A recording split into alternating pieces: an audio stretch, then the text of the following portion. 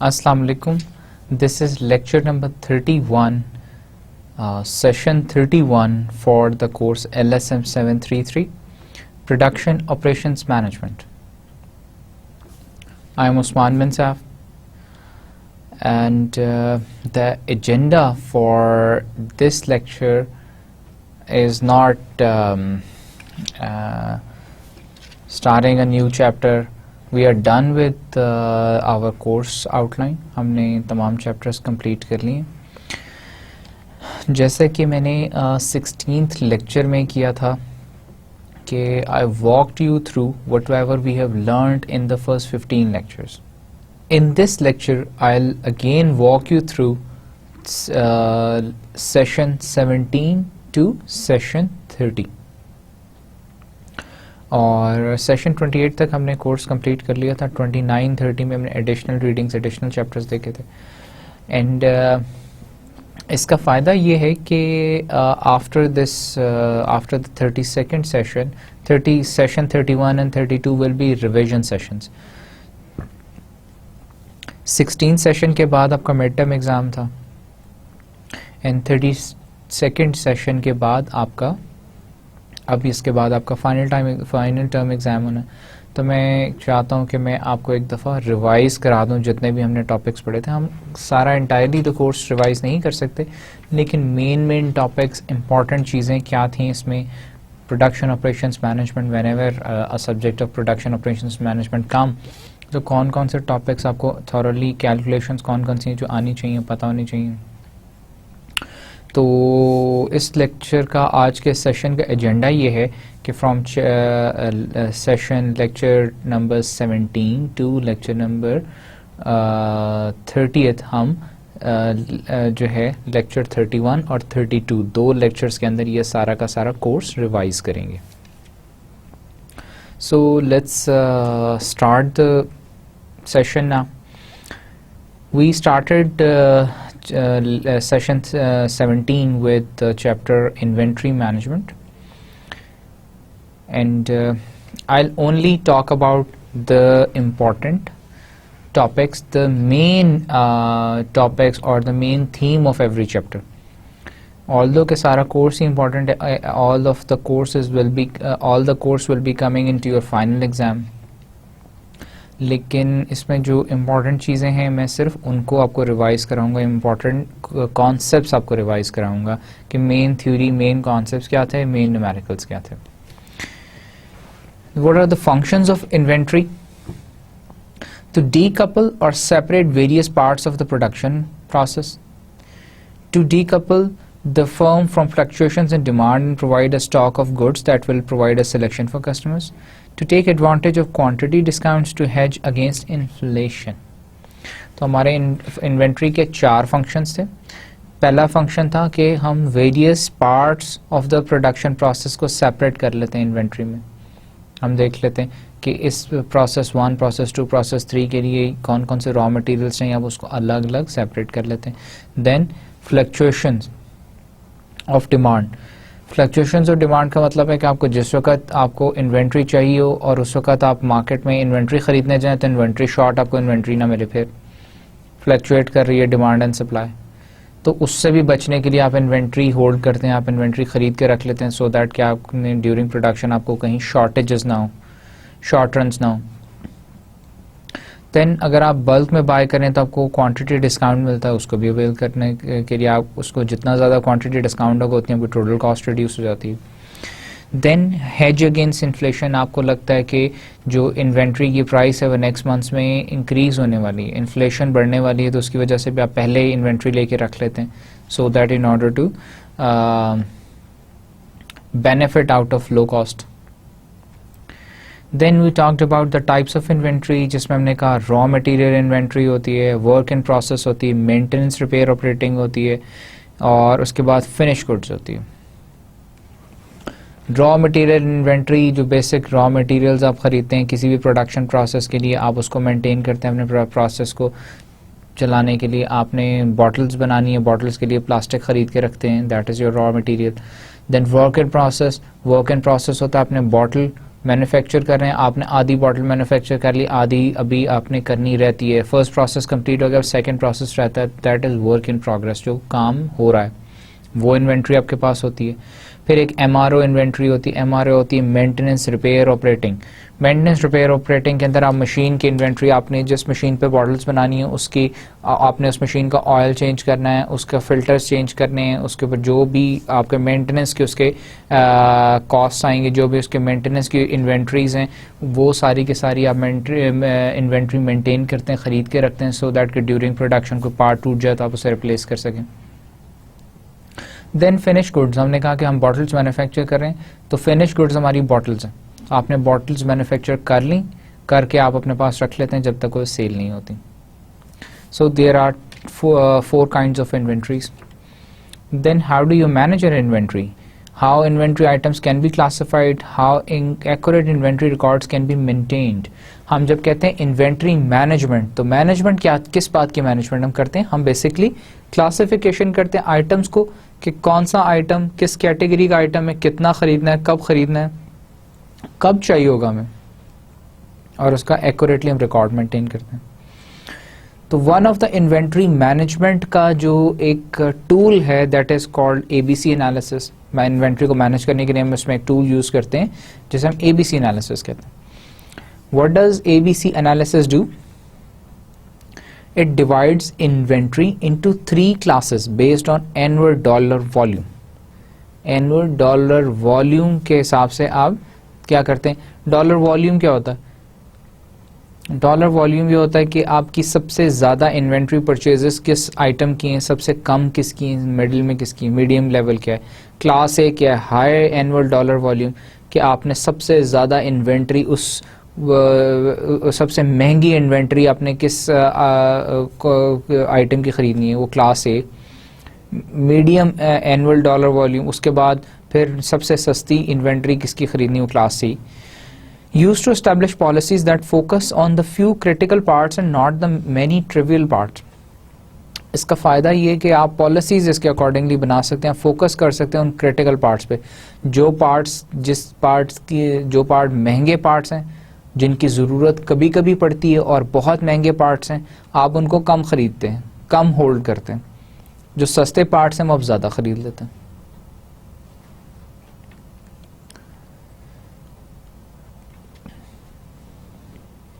अब ये आइटम हमने इसमें एक एनालिसिस देखा था, और इसमें हमने कहा था कि आइटम नंबर दिए हुए, percent of number of item stocked, हमारे पास कितने परसेंट इसका स्टॉक है, 20% है। एनुअल वॉल्यूम क्या कितना है, 1000 है, पूरे साल में 1000 यूनिट चाहिए होते हैं, और यूनिट कॉस्ट उसकी क्या 90 रुपीज़ या $90 पर यूनिट है। तो हमारा एनुअल डॉलर वॉल्यूम कितना हो गया, 90,000 हो गया। 90,000 हमारा percentage of annual dollar volume के हमारी जो टोटल इन्वेंट्री पूरे साल में ख़रीदी जाती है उसका कितने परसेंट है? 90,000 हमारी पूरी इन्वेंट्री का 38.8% है। इसी तरह एक और हमारे पास आइटम है जो कि पूरे साल में हमें सिर्फ 500 यूनिट्स चाहिए होते हैं। $154 या रुपी पर यूनिट कॉस्ट है, इतने में ख़रीदा जाता है, और एनुअल डॉलर वॉल्यूम उसका 77,000 है। 33.2% है हमारी टोटल इन्वेंट्री का। तो मिला के हमारी 38.8 और 33.2% मिला के हमारा 72% ऑफ द टोटल इन्वेंट्री बनती, कि पूरे साल में जितनी हमने इन्वेंट्री ख़रीदनी है उसका 72.2% जो है वो हमारी, उसे हम कहते हैं ये क्लास ए इन्वेंट्री है, ये सबसे महंगी वाली इन्वेंट्री। हमारे पूरे साल का बजट है ना इन्वेंट्री का, बजट है इन्वेंट्री का कि इस साल हमने 2 लाख की इन्वेंट्री लेनी है, तो हम कहते हैं 1,60,000 की जो है वो ए क्लास की हमने इन्वेंट्री ले ली। तो इसका मतलब सबसे महंगी ए, जो बाकी तो सारी इन्वेंट्री जो है वो 40,000 की है, तो 1,60,000 जो महंगी वाली इन्वेंट्री हम क्लास ए कह देते हैं। Then comes class B inventory, जिसमें हम कहते हैं कि एनुअल वॉल्यूम जो है हमें 1550 चाहिए, वॉल्यूम ज़्यादा चाहिए लेकिन यूनिट कॉस्ट बहुत कम है, $17 या $17 यूनिट कॉस्ट है। हमारी एनुअल वॉल्यूम ही 26,000 है, तो 11.3% हमारे टोटल इन्वेंट्री का बनता है। इसी तरह हमें 1000 यूनिट्स चाहिए, 12.50 पर यूनिट के हिसाब से 12,500, तो 23% ये बनती है हमारी सारी के सारी जो बी क्लास है, मीडियम जिसे हम कहते हैं, कि जो बहुत ज़्यादा एक्सपेंसिव भी नहीं है, बहुत सस्ती भी नहीं। फिर हम एक और देखते हैं, हम कहते हैं कि हमारी एनुअल वॉल्यूम जो है वो 600 है, यूनिट कॉस्ट 14 है और हमारे पास 3.7 2000 यूनिट्स चाहिए, लेकिन 0.6 हमारा यूनिट कॉस्ट है, तो वो हमारा 0.5% एनुअल डॉलर 1200 है। तो ये पूरी क्लास जो है हमें 5% बनता है, ये सारा का सारा 5% ऑफ द टोटल 100%। टोटल 100% का मतलब पूरे साल की जो 100% आपने इन्वेंट्री खरीदना उसका 5% ये बनती है। ऑल्दो के ये यूनिट ज़्यादा हैं, लेकिन आपकी यूनिट कॉस्ट बहुत कम है, जिसकी वजह से आपकी जो है वो टोटल जो है एनुअल डॉलर वॉल्यूम कम है, तो हम इसे क्लास सी इन्वेंट्री कह देते हैं। तो ABC एनालिसिस में क्या करते हैं हम, A class inventory, B class inventory, C class inventory. C class inventory की प्राइस फ्लक्चुएशन से, प्राइस ज़्यादा होने से, कम होने से, मार्केट में शॉर्टेज से हमें थोड़ी सी महंगी प्राइस पे भी ख़रीदनी पड़े तो भी हमारे, क्योंकि 5% ऑफ द टोटल इन्वेंट्री हमें है, तो उससे हमारी इन्वेंट्री कॉस्ट या टोटल कॉस्ट पे ज़्यादा फ़र्क नहीं पड़ता। फ़र्क पड़ता है B क्लास से भी इतना नहीं पड़ता क्योंकि 23% है। जो A क्लास है, A क्लास इज़ 72%, तो हमने एक्चुअली A क्लास की इन्वेंट्री करनी है। इस ABC एनालिसिस में क्या बताता है कि हमने कौन सी क्लासिफिकेशन है जिसके ऊपर हमने फोकस करना है, इन्वेंट्री मैनेज करनी है। अब इन्वेंट्री हम A क्लास की कैसे मैनेज करेंगे कि हम जितनी ज़रूरत है उतनी इन्वेंट्री ख़रीदेंगे, हम उस पर डिस्काउंट्स भी लेने की कोशिश करेंगे, हम उतनी, हमें जैसे जैसे ज़रूरत पड़ती जाएगी हम वैसे वैसे ख़रीदते जाएंगे, या हमें लग रहा है इन्फ्लेशन ज़्यादा तो फिर हम उससे ज़्यादा ख़रीदेंगे, अदरवाइज़ हमारी जब जो है हमें वो बहुत ज़्यादा कॉस्ट इनकर करता है। Now coming to holding, ordering and setup cost. Holding cost, the cost of holding और carrying inventory over time. Ordering cost क्या थी, the cost of placing an order and receiving goods. और setup cost to prepare a machine और process for manufacturing an order. हमने बहुत in depth thoroughly ये तीनों discuss की थी, और हमने कहा था कि हम कोशिश ये करते हैं कि हम किसी तरह अपनी होल्डिंग कॉस्ट को मिनिमाइज़ करें, किसी तरह सेटअप कॉस्ट को मिनिमाइज़ करें ताकि हमारी टोटल कॉस्ट मिनिमाइज़ हो। और इन दोनों को हम, इन तीनों कॉस्ट को मैनेज करने के लिए हम इन्वेंट्री मैनेजमेंट करते हैं। इन्वेंट्री को मैनेज इसलिए करते हैं ताकि तीनों कॉस्ट कम कर सकें, ये तीनों मिला के हमारी टोटल कॉस्ट बन जाती है। ना होल्डिंग कॉस्ट, होल्डिंग कॉस्ट क्या होती है? होल्डिंग कॉस्ट होती है housing cost, material handling, labour, investment, pilferage, obsolescence, space, overall carrying cost. मैंने इन्वेंट्री खरीद के वेयर हाउस में रखी, इन्वेंट्री को खरीद के लाने पे खर्चा, वेयर हाउस की कॉस्ट, वेयर हाउस की सिक्योरिटी की कॉस्ट, वेयर हाउस में जो वेजेस पे लेबर काम कर रही है उनकी कॉस्ट, मटेरियल हैंडलिंग कॉस्ट, ये सारी की सारी कॉस्ट मिला के मेरी अब होल्डिंग कॉस्ट बन जाती है। वेयर हाउस के इलेक्ट्रिसिटी के बिल्स, उसके अलावा इंश्योरेंस, ये सारे के सारे मेरी होल्डिंग कॉस्ट हैं। Then inventory models for independent demand need to determine when and how much to order. अब जब हमने कहा कि हमने इन्वेंट्री मैनेज करनी है, इन्वेंट्री का मैनेजमेंट क्या है कि हमने कब क्या ऑर्डर करना, this is what inventory management is. कब ऑर्डर करना है, क्या ऑर्डर करना है, कितना ऑर्डर करना है, उसको कितनी चीज़ें होल्ड करनी है, कितनी चीज़ें होल्ड नहीं करनी। तो इसमें हमारे पास 3 मॉडल्स हैं। एक हमारे पास इकोनॉमिक ऑर्डर क्वांटिटी मॉडल है, एक प्रोडक्शन ऑर्डर क्वांटिटी, और एक हमारे पास क्वांटिटी डिस्काउंट मॉडल है। इन 3 मॉडल्स को हम यूज़ करके अपना ऑप्टिमम क्वांटिटी लेवल हम फाइंड कर लेते हैं कि हमें कितनी इन्वेंट्री ऑर्डर करनी चाहिए। सबसे पहले हम EOQ मॉडल या इकोनॉमिक ऑर्डर क्वांटिटी मॉडल देख लेते हैं। इकोनॉमिक ऑर्डर क्वांटिटी मॉडल जो है उसमें हमारे पास इसकी डेरिवेशंस हमने इन डेप्थ देखी थी। हमने annual setup cost, annual holding cost, and then number of pieces per order, optimum number of pieces per हम ऑप्टिमम नंबर फाइंड कर लेते हैं कि कितना हमें ऑर्डर करना चाहिए। इकोनॉमिक ऑर्डर क्वांटिटी मॉडल हमें सिर्फ ये बताता है कि आपने कितनी जो है कितने आपको आपकी एनुअल डिमांड 1000 थी, 1000 आपको यूनिट्स चाहिए पूरे साल में, तो आपको इकोनॉमिक ऑर्डर क्वांटिटी बताता है कि आपकी optimum quantity, order quantity level क्या होना चाहिए। क्या आप एक साल में 200 यूनिट, हर ऑर्डर आपका 200 यूनिट होना चाहिए, 250 यूनिट, कितना आप ऑर्डर करें और कितनी दफ़ा साल में आप ऑर्डर करें। So this is the formula Q is equal to 2DS divided by H. इसकी हम एग्जाम्पल हम देख लेते हैं. Optimum number of needles to order, हमने नीडल्स ऑर्डर करनी है तो हमारे पास यूनिट्स 1000 चाहिए हमें. सेटअप कॉस्ट 10 पर ऑर्डर है, holding cost 0.5 per unit per year है. तो वो if we put these values into the formula हमारे पास 200 यूनिट्स आ जाते हैं. तो इसका मतलब है कि हमें 1000 हमें यूनिट्स चाहिए पूरे साल में. तो हमने मैक्सिमम ऑर्डर कितना करना चाहिए, ऑप्टिमम लेवल क्या है ऑर्डर करने का 200. तो इसका मतलब है साल में हम 5 दफ़ा ऑर्डर करेंगे. और फिर हमने ये भी डिस्कस किया था कि हमारा एक ऑर्डर और दूसरे ऑर्डर के दरमियान कितना हमारे पास गैप होना चाहिए, कितने डेज के बाद हम दूसरा ऑर्डर प्लेस कर सकते हैं. Then coming to another topic which was reorder point. EOQ answers how much question, कि कितना EOQ में क्या बताता है कि हाउ मच कितना ऑर्डर करना चाहिए. Reorder point tells when to order, फिर रीऑर्डर पॉइंट हमें बताता है कि हमने कब ऑर्डर करना है. तो reorder point is equal to demand per day D into lead time for a new order in days. Lead time क्या होता है कि एक आपने ऑर्डर प्लेस किया और उसको जब तक रिसीव करते हैं उसके बीच में वाला जो टाइम गैप है that is called lead time.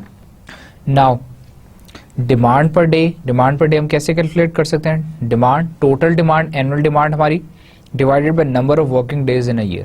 तो हमारे पास डिमांड पर डे आ जाएगी. नाउ इसके हम रीऑर्डर पॉइंट की एक एग्जांपल देखते हैं. डिमांड आपकी थी 8000 iPods पर ईयर, आपकी डिमांड थी 250 वर्किंग डेज हैं. लीड टाइम ऑर्डर का क्या 3 डेज है. तो हमारे पास डिमांड से हमने डी कैलकुलेट कर लिया. हमने डी क्या चीज़ है, पर डे डिमांड है. हमने पर डे डिमांड कैलकुलेट की, दैट वाज 32 यूनिट्स. तो हमारा री ऑर्डर पॉइंट क्या होगा, 32 इंटू 3 विच इज 96. अब 96 का मतलब है कि आपके पास 8000 यूनिट्स आपको चाहिए. जब आपके 96 यूनिट्स रह जाएं तो आप अपना ऑर्डर, नया ऑर्डर प्लेस कर दें.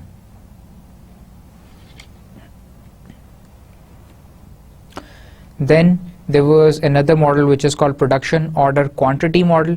It is used when inventory builds over a period of time after an order is placed. कब हम यूज़ करते हैं, जब हम इन्वेंट्री जैसे जैसे बनाते जाएं साथ साथ उसको सेल करते जाएं, यूज़ भी करते जाएं. इकोनॉमिक ऑर्डर क्वांटिटी में तो आप क्या करते हैं, आप एक optimum level of quantity order करते हैं, मंगवाते हैं, अपने पास रख लेते हैं और प्रोडक्शन करते रहते हैं. ये क्या करते हैं, जिस वक्त आपको चाहिए आप उसी वक्त आपने मंगवाते गए साथ साथ और उसको यूज़ करते गए. Used when units are produced and sold simultaneously. Production order quantity model हमने इसको हमने डिराइव किया था और हमारे पास इसका हमने एक फार्मूला इसका देखा था which was 2DS divided by H1 minus D by P bracket close under root.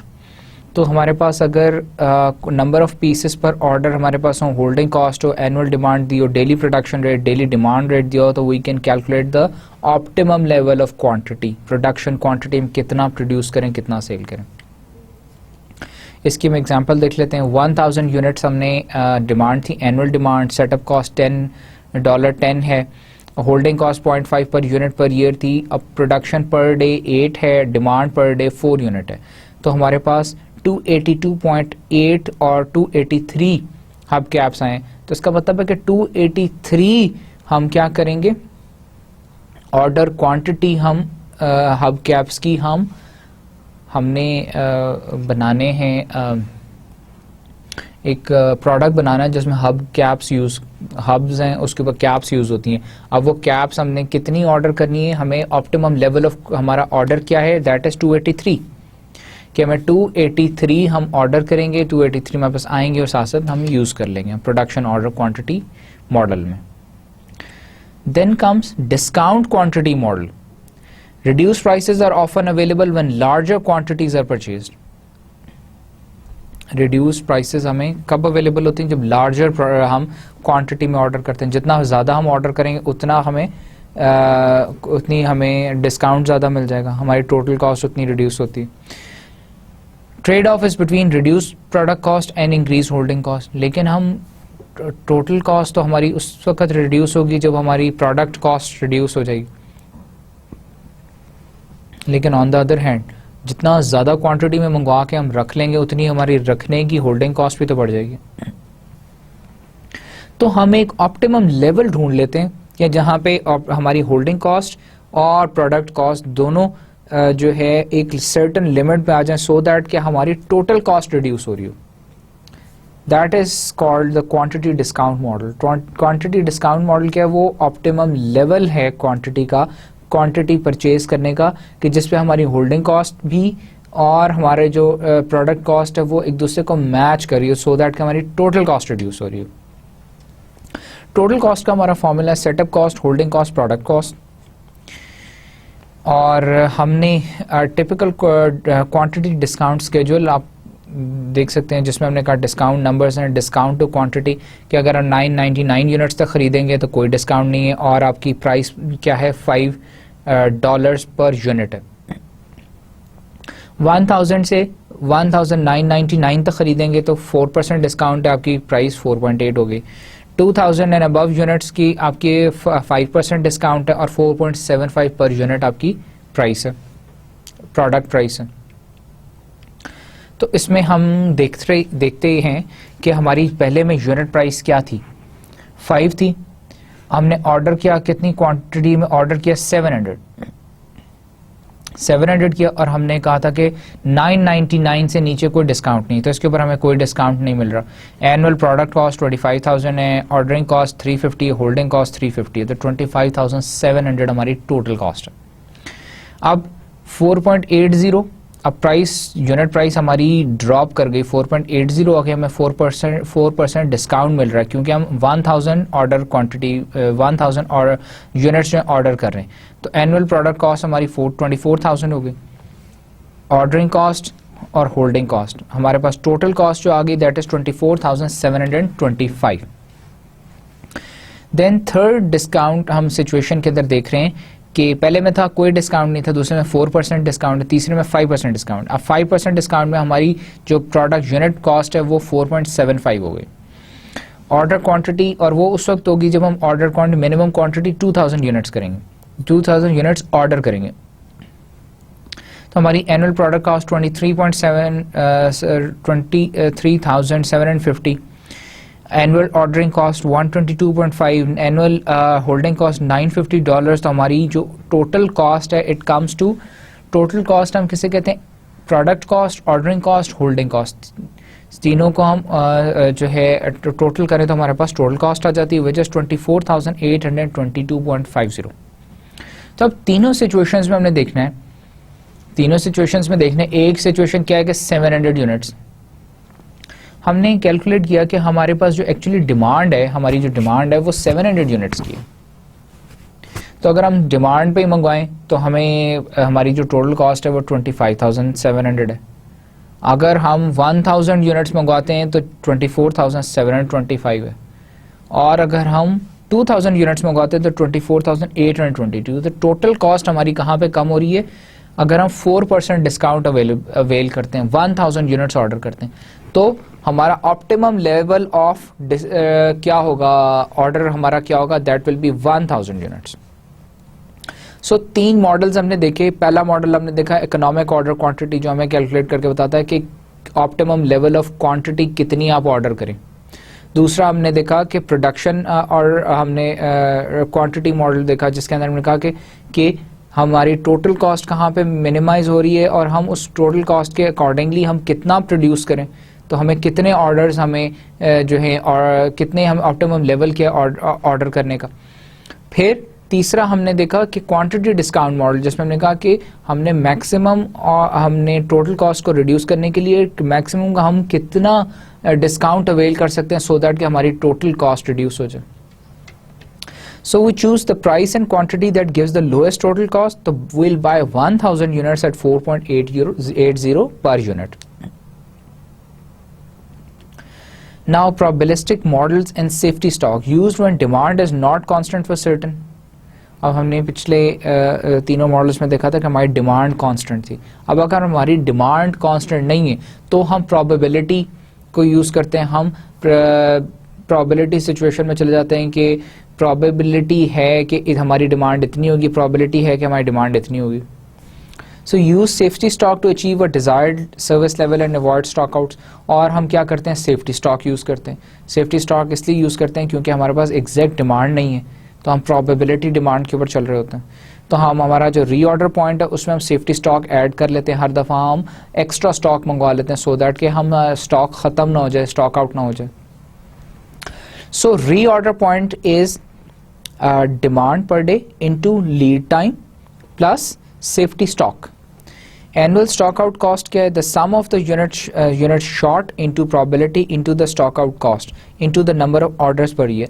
Annual stock out cost होती है कि आपकी पूरे साल में जितनी दफ़ा आपके पास स्टॉक आउट हो गया कि स्टॉक नहीं था आपके पास, तो उतने आपका क्या है, कितने जितने यूनिट शॉर्ट थे उसकी प्रोबेबिलिटी, स्टॉक आउट की कॉस्ट पर यूनिट, क्योंकि आपके पास अगर इन्वेंट्री आपके पास रॉ मटेरियल ख़त्म हो जाए तो आप जितने दिन रॉ मटेरियल ख़त्म रहेगा उतने दिन आप प्रोडक्शन नहीं कर सकेंगे, उतने दिन आपको फिक्स कॉस्ट का लॉस हो रहा है। तो number of orders per year, safety stock के हम एक एग्जांपल अब देखते हैं। Reorder point was 50 units, stock out cost 40 पर फ्रेम है, ऑर्डर्स पर ईयर 6 ऑर्डर्स हम करते हैं, कैरिंग कॉस्ट कितनी, $5 पर फ्रेम पर ईयर। तो नंबर ऑफ यूनिट्स हम अगर हम 30 यूनिट्स हम ऑर्डर करें तो उसकी प्रोबेबिलिटी है कि हमारे पास स्टॉक आउट की प्रोबेबिलिटी है कि 20% स्टॉक आउट की प्रोबेबिलिटी के 20% चांस है कि स्टॉक आउट होगा। 40 यूनिट्स ऑर्डर करते हैं तो 20% चांस है, 50 यूनिट्स पे 3% चांस है, 60 यूनिट पे 20% चांस है, 70 यूनिट पे 10% चांस है। तो हम देखते हैं कि अगर हम सेफ्टी स्टॉक 20 यूनिट्स हम लें तो हमारी एडिशनल होल्डिंग कॉस्ट क्या होगी 20 यूनिट्स की। एक तो हमें यूनिट्स रिक्वायर्ड है प्लस हम सेफ्टी स्टॉक ले रहे हैं, तो सेफ्टी स्टॉक की वजह से हमारी होल्डिंग कॉस्ट बढ़ जाएगी, तो हमारी additional holding cost $100। Stock out cost क्या है, स्टॉक आउट कॉस्ट 0 है। स्टॉक आउट कॉस्ट इसलिए 0 है क्योंकि हम एडिशनल यूनिट्स इनकर करें।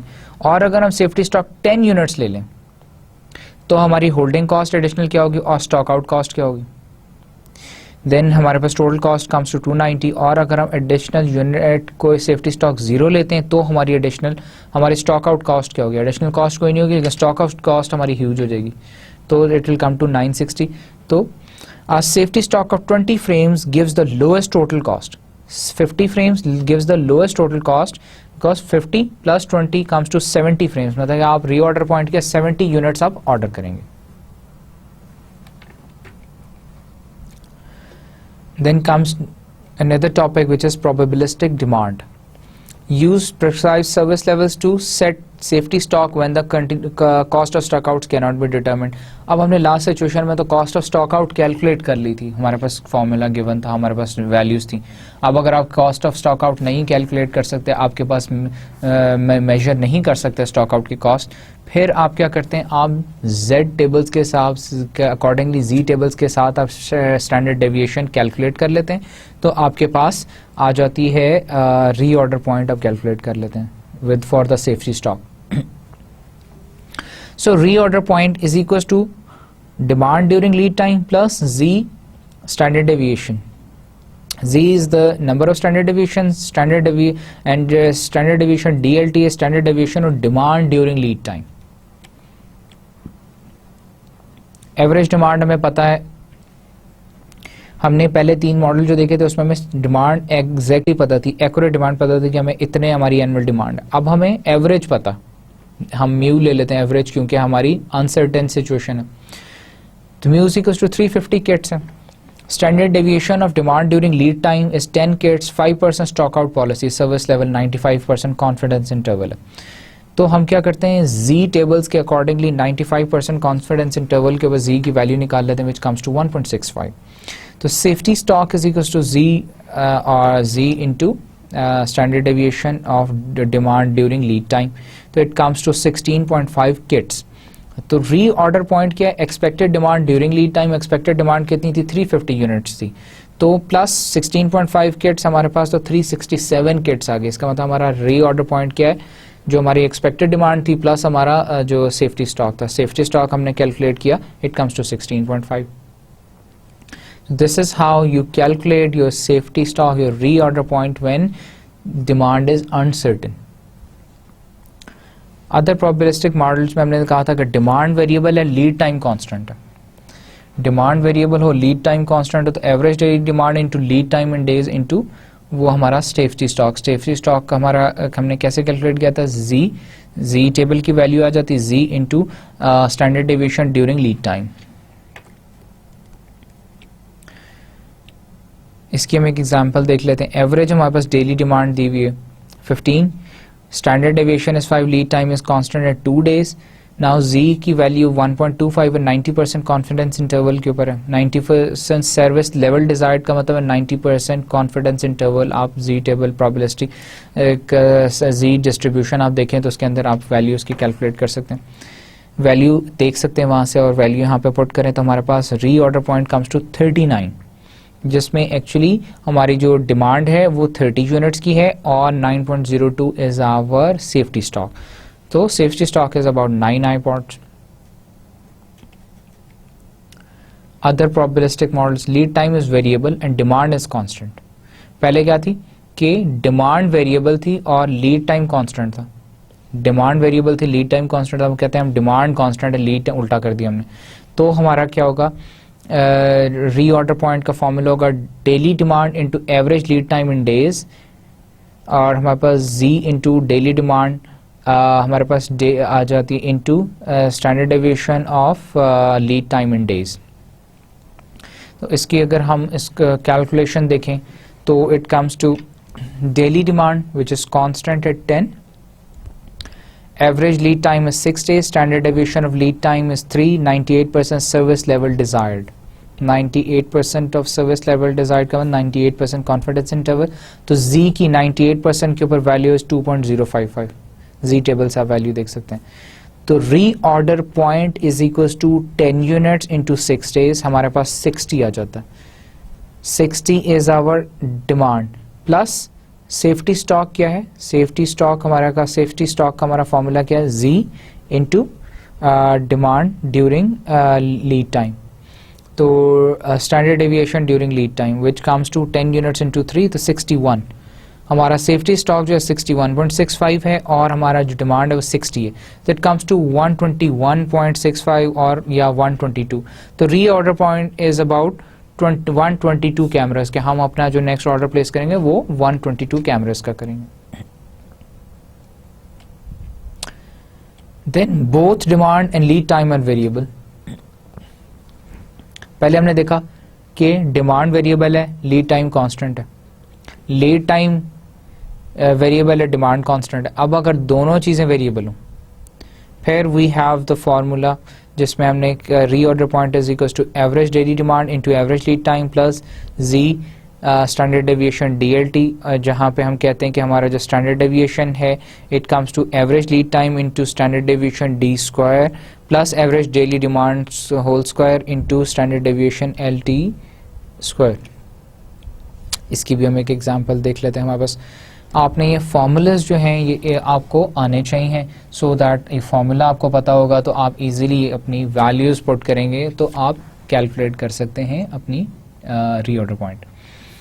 Average daily demand normally distributed है 150, standard deviation is 16, average lead time is 5, standard deviation आपके पास लीड टाइम की स्टैंडर्ड डेविएशन इज 1।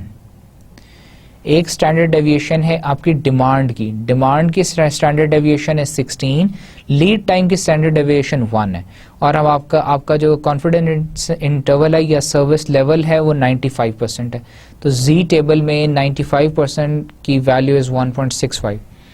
तो आप अगर री ऑर्डर पॉइंट कैलकुलेट करना है तो री ऑर्डर पॉइंट आप कैसे कैलकुलेट करेंगे,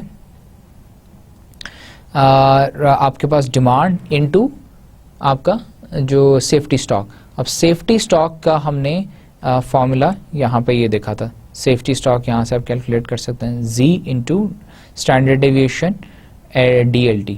अब स्टैंडर्ड डेविएशन DLT का हमारे पास फॉर्मूला है, आप फॉर्मूले में वैल्यूज पुट करें तो 1004 पैक्स, इसका मतलब है 750 डिमांड है और आपके पास बाकी के रेस्ट ऑफ द जो अमाउंट है that is your safety stock. तो आप क्या करेंगे इसके अंदर जो ये उस सिचुएशन में जब आपकी डिमांड भी वेरिएबल है और आपकी जो है आपका डिमांड भी वेरिएबल है और आपका लीड टाइम भी वेरिएबल है. Demand and lead time both are variable. एक चीज और, हमने 3 प्रोबेबिलिस्टिक मॉडल्स पढ़े, 3 डिफरेंट मॉडल्स पढ़े, 3 प्रोबेबिलिस्टिक मॉडल पढ़े, जिसमें हमने कहा, एक मॉडल में हमने कहा कि demand is variable, lead time constant. एक में हमने कहा लीड टाइम वेरिएबल है, डिमांड इज कांस्टेंट. एक हमने कहा कि दोनों वेरिएबल है, डिमांड भी वेरिएबल है और लीड टाइम वेरिएबल है.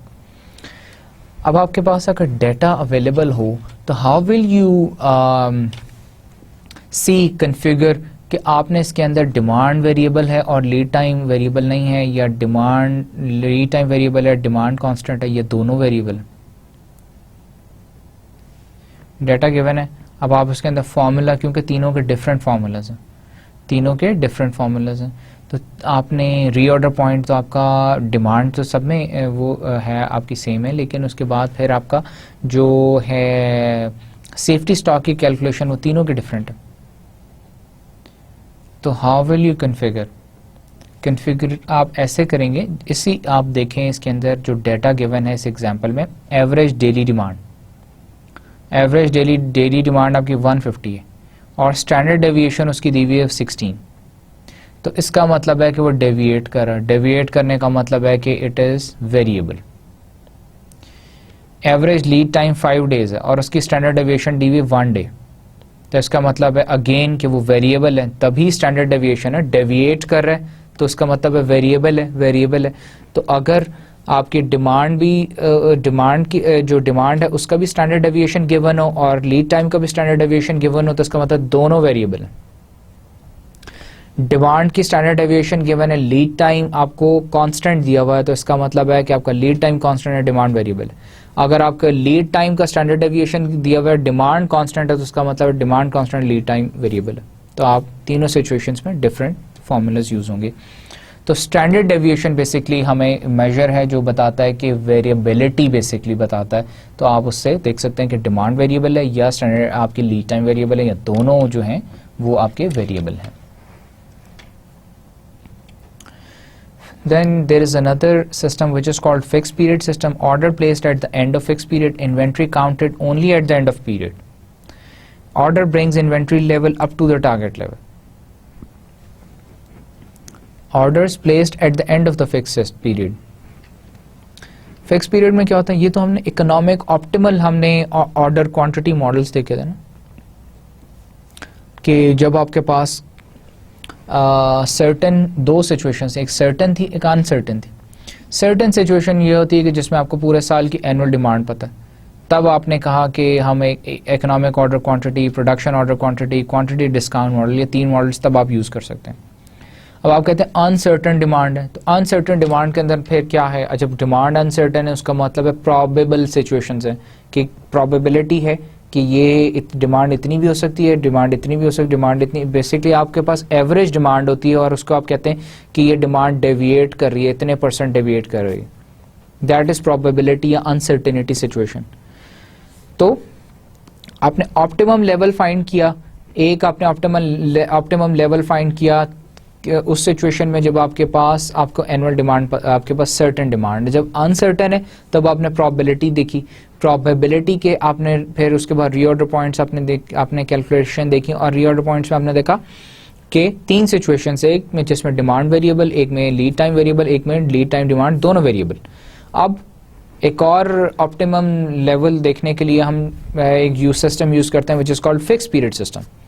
नाउ फिक्स पीरियड सिस्टम क्या होता है कि आप अपना आप पीरियड डिफाइन कर लेते हैं, पीरियड के उस पीरियड के एंड के ऊपर आप अपनी क्वांटिटी इन्वेंट्री लेवल, हम इन्वेंट्री मैनेजमेंट कर रहे हैं, इन्वेंट्री लेवल को काउंट कर लेते हैं और देख लेते हैं कि आपके टारगेट इन्वेंट्री लेवल कितना है और आपका काउंट कितना है, जितना आपका बीच में डिफरेंस है उतना आप ऑर्डर कर देते हैं. That is fix period system. Only relevant costs are ordering and holding. Lead times are known and constant. Items are independent from one another. इसकी एग्जाम्पल्स हम इस तरह से देखते हैं. 3 jackets are back ordered. It's time to place an order. No jackets are in stock. Target value 50. Order amount कितनी, अब हमने हमारे ऑर्डर अमाउंट का फॉर्मूला क्या, order amount is equal to target on hand inventory minus earlier orders not yet received plus back orders. तो आपके पास 3 jacket back orders थी जो पुराने ऑर्डर्स थे, और उसके बाद टारगेट आपकी वैल्यू 50 है, ऑन हैंड इन्वेंट्री कोई नहीं है आपके पास, अर्लियर ऑर्डर्स भी ऐसे कोई नहीं है जो कि अभी तक रिसीव नहीं हुए, तो आपका नया ऑर्डर क्या होगा? ऑर्डर पॉइंट हमने अब इन्वेंट्री मैनेजमेंट में हमने जितने भी पहले मॉडल्स पढ़े सब में हमने ऑर्डर पॉइंट्स ऑर्डर्स निकालें कि ऑर्डर कितने क्वांटिटी का आपने ऑर्डर प्लेस करना। तो इस सिचुएशन में फिक्स पीरियड एग्जांपल के अंदर हम क्या करते हैं, 53 जैकेट्स हैं। किस तरह से? हमने at the end of the year अपनी इन्वेंट्री काउंट की तो हमें पता चला कि 3 ऑर्डर्स बैक थे और हमारे टारगेट 50 है। ऑन हैंड हमारे पास कोई जैकेट नहीं है और कोई ऐसी जैकेट भी नहीं जो पहले ऑर्डर की हुई है जो अभी तक पहुंची नहीं है। तो हमारा अब नया ऑर्डर कितना प्लेस करना है वो हमारे पास इस फॉर्मूले से हम कैलकुलेट कर सकते हैं कि 53 जैकेट्स हम नया ऑर्डर प्लेस करेंगे। Then coming on to the next chapter which is aggregate scheduling. Aggregate scheduling में हमने देखा था कि aggregate planning होती है बेसिकली, schedule बनाते हैं, plans बनाते हैं, determine the quantity and timing of production for the immediate future. Immediate future आप next quarter के लिए टाइमिंग डिफाइन करते हैं कि आपने कब प्रोडक्शन करनी, कैसे करनी, कितनी करनी, उसका स्केड्यूल बना लेते हैं। Objective is to minimize cost over the planning period by adjusting. आप क्या करते हैं, प्लानिंग के थ्रू आप अपनी ओवरऑल कॉस्ट को मिनिमाइज कर रहे होते हैं। कॉस्ट को कैसे मिनिमाइज कर रहे होते हैं? प्लान कर रहे होते हैं आप अपनी प्रोडक्शन को और प्रोडक्शन रेट्स को, कि आपकी प्रोडक्शन रेट्स कब ज़्यादा होंगे, कब कम होंगे, उस हिसाब से प्लानिंग कर लेते हैं। लेबर लेवल्स, लेबर आपको कब ज़रूरत है उस वक्त के लिए हायर कर लेते हैं। इन्वेंट्री लेवल कितना आपको उस वक्त जब आपकी प्रोडक्शन स्टार्ट होनी आप प्लान कर लेते हैं, मुझे कितनी इन्वेंट्री चाहिए होगा, उतनी इन्वेंट्री आप एक्वायर कर लेते हैं। ओवर टाइम वर्क कितना पे करना है, सब कॉन्ट्रैक्टिंग रेट्स के होंगे, अदर कंट्रोलेबल वेरिएबल्स, ये सारे के सारे वेरिएबल्स आप प्लान कर लेते हैं। प्लान कर लेते हैं कि जी नेक्स्ट क्वार्टर में हमने 5000 यूनिट्स प्रोड्यूस करने हैं, तो उन यूनिट्स के लिए सारी चीज़ें आप प्लान कर लेते हैं पहले से, सो दैट के आपकी जो है कॉस्ट जो मिनिमाइज हो सके। अगर आप प्लान नहीं करेंगे, आप जस्ट लाइक दैट स्टार्ट कर देंगे प्रोडक्शन, तो आपकी कोई ना कोई आपकी कॉस्ट इंक्रीज करेंगी। आपके पास कभी इन्वेंट्री ख़त्म हो गई, आपने प्लान नहीं की हुई थी, ऑर्डर नहीं की हुई थी, कभी आपके लेबर जो है प्रॉब्लम आ गया कोई, इन सारी चीज़ों को रिमूव करने के लिए, मैनेज करने के लिए हम एग्रीगेट प्लानिंग करते हैं और हम अपनी जो है क्वांटिटी और टाइमिंग ऑफ प्रोडक्शन जो है इमीडिएट फ्यूचर के लिए हम प्लान कर लेते हैं, स्केड्यूल बना लेते हैं। नाउ हम एक एग्जांपल देखते हैं एग्रीगेट प्लानिंग की। सबसे तो मार्केट प्लेस एंड डिमांड, सबसे पहले तो मार्केट एनालिसिस होता है, डिमांड आइडेंटिफाई होती है कि अभी अब एक है ये एक एग्जांपल उसकी कार असेंबली की। अब एक नई गाड़ी है, उसकी क्या डिमांड है, मार्केट में क्या है उसकी डिमांड है, मार्केट में उसकी क्या इंडिकेटर्स हैं, वो सारे पहले डिमांड एनालिसिस कर लेते हैं। फिर उसके बाद प्रोडक्ट का डिसीजन लेते हैं कि प्रोडक्ट बनाना है, एक नई जीप बनानी।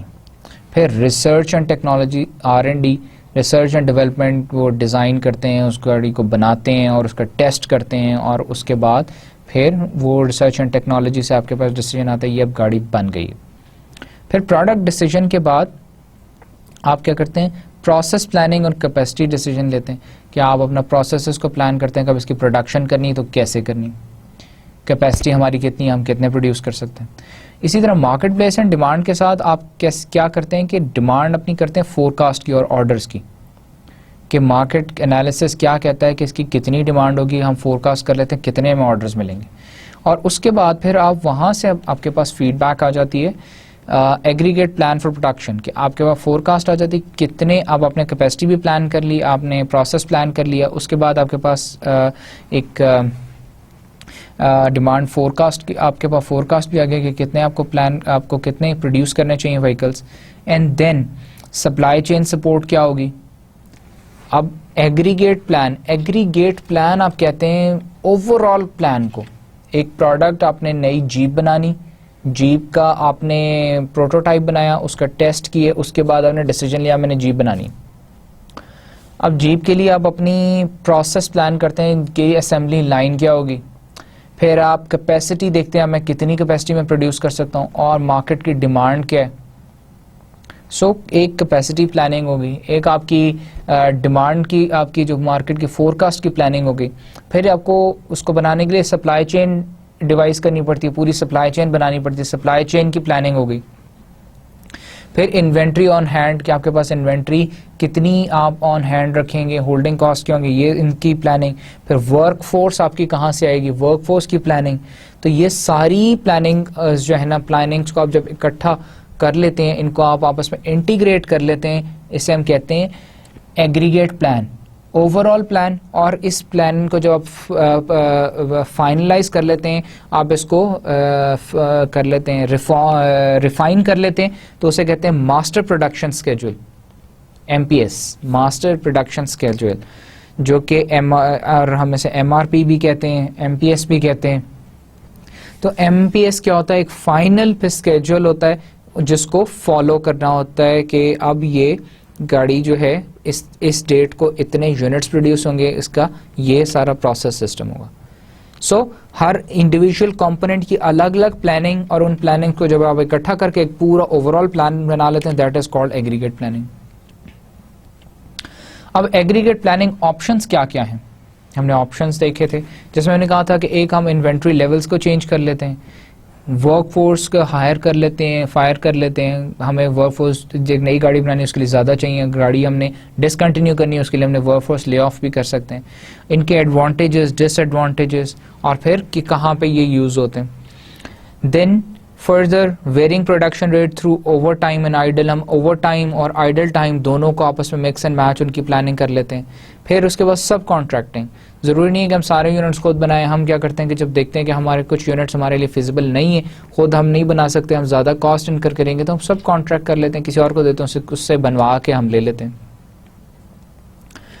और using part time workers, influencing demand, तो ये सारे back ordering, seasonal product and service mixing, तो ये सारे के सारे हमारे पास वो फैक्टर्स हैं जिनसे हम अपनी एग्रीगेट प्लान को जो है इन्हेंस कर सकते हैं।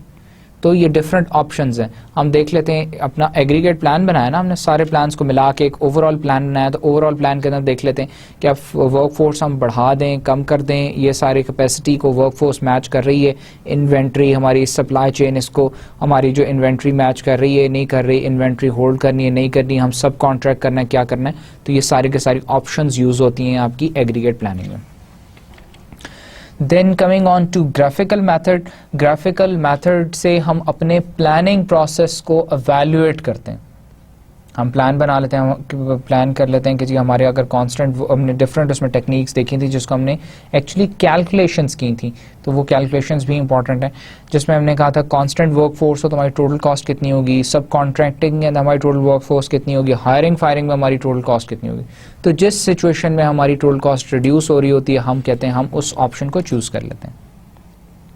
तो इसी तरह अब हमारे ग्राफिकल मेथड हमारा, ये तो हमने इसमें सिर्फ बात की थी कि हमारा ह्यूमन रिसोर्स कंपोनेंट, हम बाकी कंपोनेंट्स में, सप्लाई चेन के अंदर भी हम सारी ऑप्शंस को ग्राफिकली एवेल्युएट कर सकते हैं और हम डिसीजन ले सकते हैं।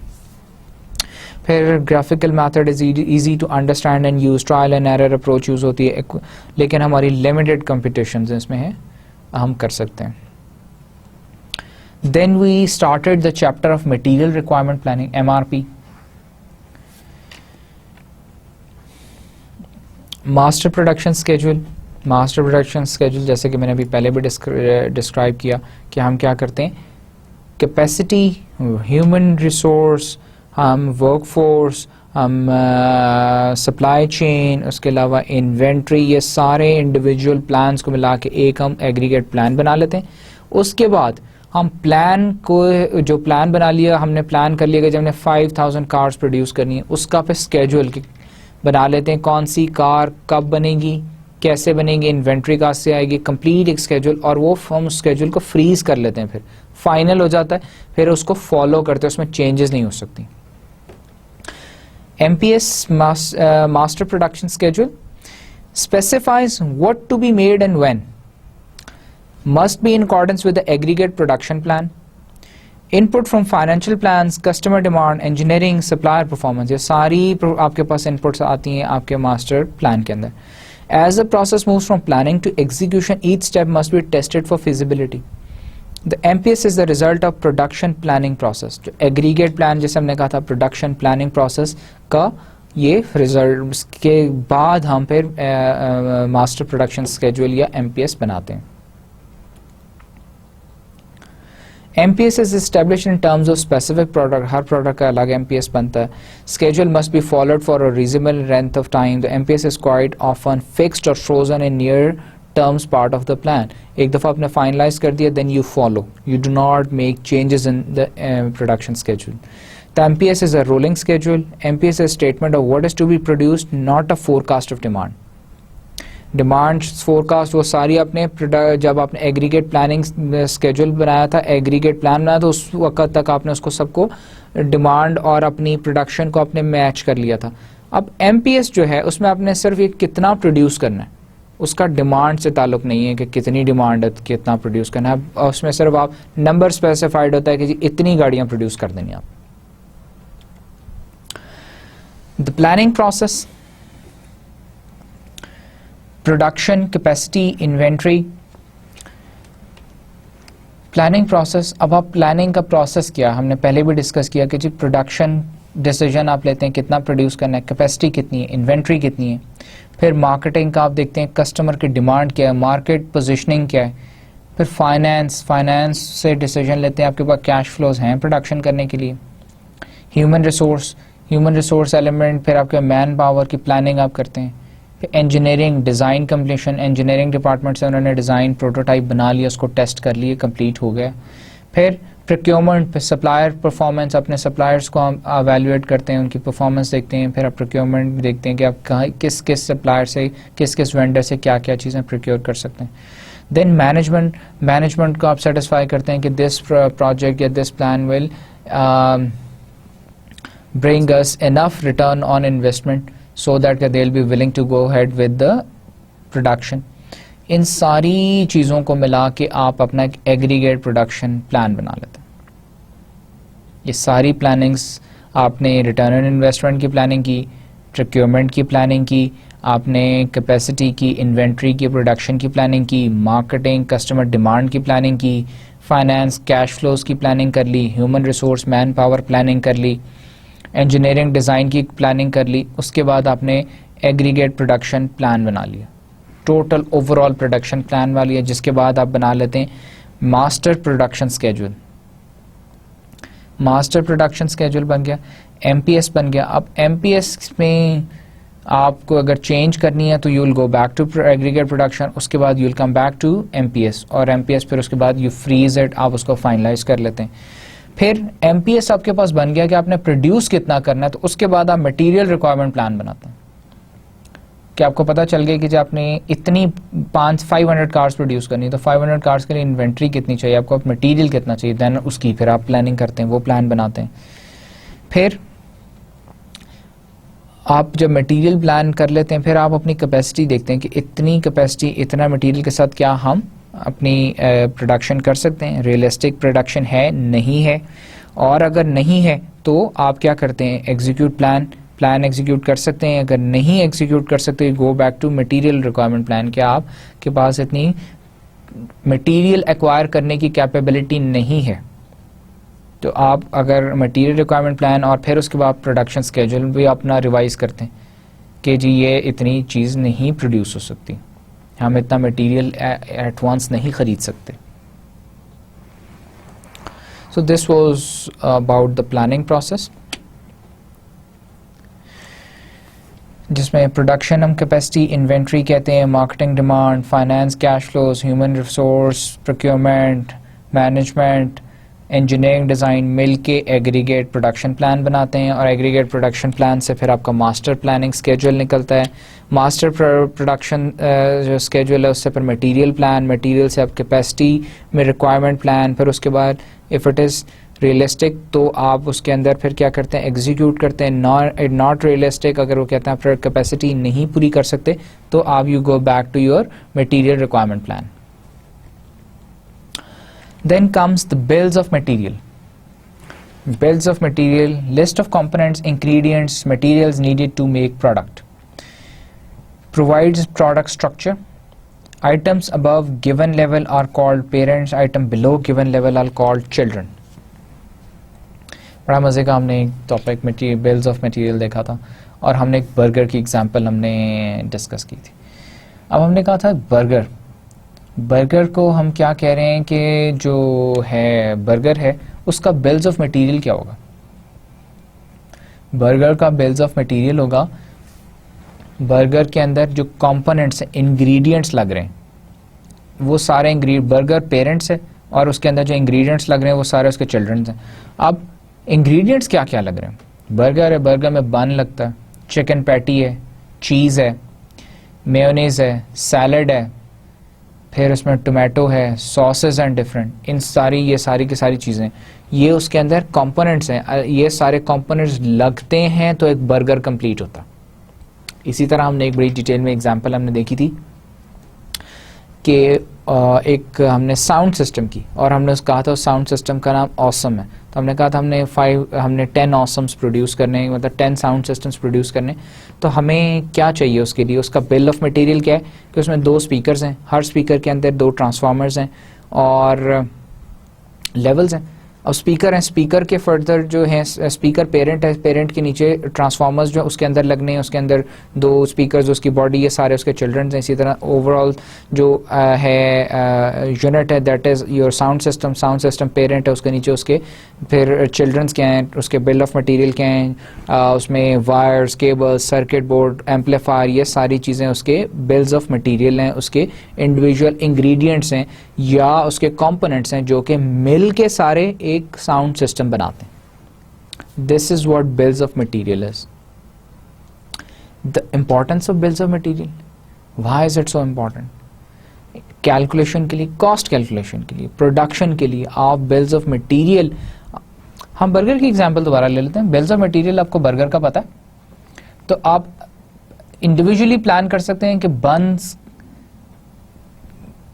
कितनी देर में, हम टाइम कैलकुलेट कर सकते हैं कि इसका, अगर आपको इसके इंग्रेडिएंट्स नहीं पता होंगे तो आप बर्गर का टाइम, टोटल टाइम नहीं कैलकुलेट कर सकते. एक बर्गर कितनी देर में आप प्रोड्यूस कर सकते हैं. अगर आपको बिल्स ऑफ मटेरियल पता है तो आप कैलकुलेट कर सकते हैं कि जो बन है वो कितनी देर के अंदर कुक होता है, आपकी जो चिकन पैटी है वो कितनी देर में कुक होती है, कितनी देर में उसके ऊपर ड्रेसिंग, सैलड, मेयोनीज और ये सारी चीज़ें लग जाती हैं और एक बर्गर कंप्लीट हो जाता है, फिनिश हो जाता है. सिमिलरली आप, और कॉस्ट कि बंस की क्या कॉस्ट है, उसके अंदर मेयोनीज की क्या कॉस्ट है, चीज़ की क्या कॉस्ट है, चिकन पैटी की, सारी कॉस्ट भी आप कैलकुलेट कर सकते हैं.